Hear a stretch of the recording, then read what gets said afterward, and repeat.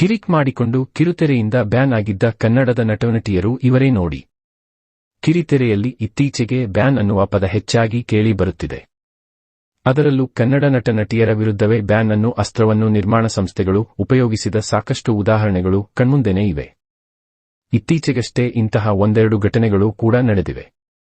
ಆದರೆ ಚಿತ್ರರಂಗದಲ್ಲಾಗಲಿ ಕಿರುತೆರೆಯಲ್ಲಾಗಿ ಬ್ಯಾನ್ ಮಾಡುವ ಅಧಿಕಾರವಿಲ್ಲ.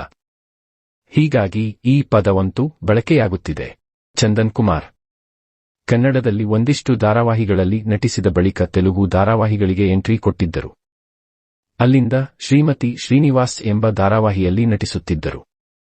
ಧಾರಾವಾಹಿ ಚಿತ್ರೀಕರಣದ ವೇಳೆ ಚಂದನ್ ಕುಮಾರ್ ಹಾಗೂ ಡೈರೆಕ್ಷನ್ ಡಿಪಾರ್ಟ್ಮೆಂಟ್ ಮಧ್ಯೆ ಕಿರಿಕಾಗಿತ್ತು.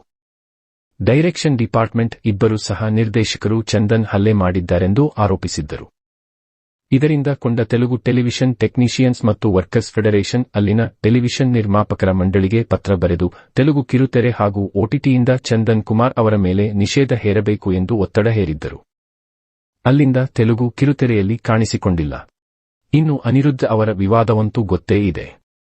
ಜಿ ಕನ್ನಡದ ಜೊತೆಯಲ್ಲಿ ಧಾರಾವಾಹಿಯಲ್ಲಿ ಅನಿರುದ್ಧ್ ನಟಿಸುತ್ತಿದ್ದರು. ಈ ವೇಳೆ ಧಾರಾವಾಹಿ ತಂಡಕ್ಕೂ ಹಾಗೂ ಅನಿರುದ್ಧ್ ಮಧ್ಯೆ ಕಿತ್ತಾಟ ಶುರುವಾಗಿತ್ತು. ಈ ಘಟನೆ ಬ್ಯಾನ್ ಮಾಡುವವರೆಗೂ ಹೋಗಿತ್ತು. ಈ ಗಲಾಟೆ ಕಿರುತೆರೆಯ ನಿರ್ಮಾಪಕರ ಸಂಘದ ಮೆಟ್ಟಿಲೇರಿತು. ಅಲ್ಲಿ ಅನಿರುದ್ಧ್ ಅವರನ್ನು ಕಿರುತೆರೆಯಿಂದ ಬ್ಯಾನ್ ಮಾಡಬೇಕೆಂಬ ನಿರ್ಧಾರ ತೆಗೆದುಕೊಂಡಿದ್ದರು. ಆಗ ಫಿಲ್ಮ್ ಚೇಂಬರ್ ಎಂಟ್ರಿ ಕೊಟ್ಟಿತ್ತು. ಆಗ ಜೊತೆಯಲ್ಲಿ ಧಾರಾವಾಹಿ ನಿರ್ಮಾಪಕ ಜಿ ಕನ್ನಡದ ಆ ಧಾರಾವಾಹಿಯ ಮೇಲ್ವಿಚಾರಕರು ಜಂಟಿ ಪ್ರೆಸ್ ಮೀಟ್ ಮಾಡಿ ಸಾಲು ಆರೋಪ ಮಾಡಿದ್ದರು. ಕೊನೆಗೂ ಕಿರುತೆರೆಯ ನಿರ್ಮಾಪಕರ ಸಂಘ ಅನಿರುದ್ಧ್ ಬ್ಯಾನ್ ಅನ್ನೋದನ್ನು ಹಿಂತೆಗೆದುಕೊಂಡಿತ್ತು. ಗಿಣಿರಾಮ, ಪಾಪ ಪಾಂಡು, ಸೀಸನ್ 2 ಅಂತಹ ಧಾರಾವಾಹಿಗಳಲ್ಲಿ ನಟಿಸಿ ಜನಮನ ಗೆದ್ದಿದ್ದ ನಯನ ನಾಗರಾಜ್ ದಿಢೀರನೆ ಕಿರುತೆರೆಯಿಂದ ದೂರ ಆಗಿದ್ದರು.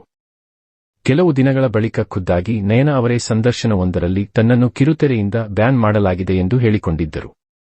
ಅದಕ್ಕೆ ಕಾರಣವನ್ನು ನೀಡಿದ್ದರು. ಗಿಣಿರಾಮ ಧಾರಾವಾಹಿಯ ಚಿತ್ರೀಕರಣದ ವೇಳೆ ನಯನ ಹಾಗೂ ಕ್ಯಾಮರಾಮ್ಯಾನ್ ನಡುವೆ ಕಿತ್ತಾಟ ಶುರುವಾಗಿತ್ತು. ಅದು ಹಾಗೆ ಬೆಳೆದು ದೊಡ್ಡ ಮಟ್ಟಕ್ಕೆ ಹೋಗಿತ್ತು.